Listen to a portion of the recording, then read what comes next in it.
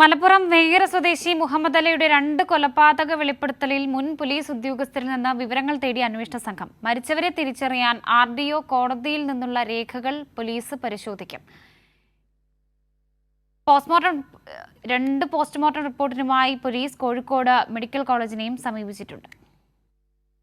മുഹമ്മദ് അലിയുടെ കുറ്റസമ്മത മൊഴിയുടെ അടിസ്ഥാനത്തിൽ പോലീസ് അന്വേഷണം പുരോഗമിക്കുന്നു. ദുരൂഹ മരണങ്ങൾ അന്വേഷിച്ച പോലീസ് ഉദ്യോഗസ്ഥരിൽ നിന്ന് അന്വേഷണ സംഘം വിവരങ്ങൾ തേടും. 1989 നടക്കാവ് കേസിൽ CI ആയിരുന്ന മുൻ SP സുഭാഷ് ബാബുവിൽ നിന്ന് വിവരങ്ങൾ ശേഖരിക്കാൻ അന്വേഷണ സംഘം തീരുമാനിച്ചു. വെള്ളയിൽ കടപ്പുറത്തെ അജ്ഞാത മൃതദേഹം തിരിച്ചറിയാൻ RDO കോടതിയിൽ നിന്നുള്ള രേഖകളും കോഴിക്കോട് മെഡിക്കൽ കോളേജിൽ നിന്ന് പോസ്റ്റ്മോർട്ടം റിപ്പോർട്ടും ആവശ്യപ്പെട്ടിട്ടുണ്ട്. വെള്ളയിൽ കൊലപാതകത്തിൽ മുഹമ്മദ് അലിക്ക് സഹായം നൽകിയ ആളെ കണ്ടെത്താനുള്ള അന്വേഷണവും തുടരുകയാണ്. അന്നത്തെ ഫോട്ടോഗ്രാഫറായിരുന്ന വടകര സ്വദേശി ശ്രീധരൻ മരിച്ചതും അന്വേഷണ സംഘത്തെ പ്രതിസന്ധിയിലാക്കുന്നു. Retired SP Subhash Babu. ഇവിടെ ഒരു ഫോട്ടോഗ്രാഫർ ഉണ്ടായിരുന്നു.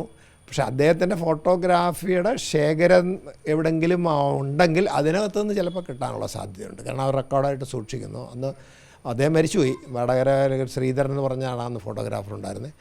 അദ്ദേഹത്തിൻ്റെ ഫോട്ടോ ഇവിടുത്തെ ശേഖരത്തിലുണ്ടോയെന്ന് ഇവിടുന്ന് തന്നെ പരിശോധിച്ചാൽ ഇവിടാണല്ലോ നെഗറ്റീവ് സൂക്ഷിക്കാനുള്ളൂ. 1986 കൂടരഞ്ഞി കേസിൽ മൃതദേഹം ഇൻക്വസ്റ്റ് നടത്തിയ SI ആയിരുന്ന തോമസിൽ നിന്ന് തിരുവമ്പാടി പോലീസ് വിവരങ്ങൾ ശേഖരിക്കും. എറണാകുളത്ത് താമസിക്കുന്ന തോമസിൽ നിന്ന് കൂടുതൽ വിവരങ്ങൾ ലഭിക്കുമെന്ന പ്രതീക്ഷയിലാണ് അന്വേഷണ സംഘം. തോട്ടിൽ മരിച്ച നിലയിൽ കണ്ടെത്തിയത് ഇരിട്ടി സ്വദേശിയാണെന്നാണ് സംശയം. മുഹമ്മദ് അലിയുടെ മുൻകാല ജീവിത സാഹചര്യങ്ങളും നിലവിലെ മാനസിക നിലയും പോലീസ് പരിശോധിക്കും. കൈരളി ന്യൂസ്, കോഴിക്കോട്.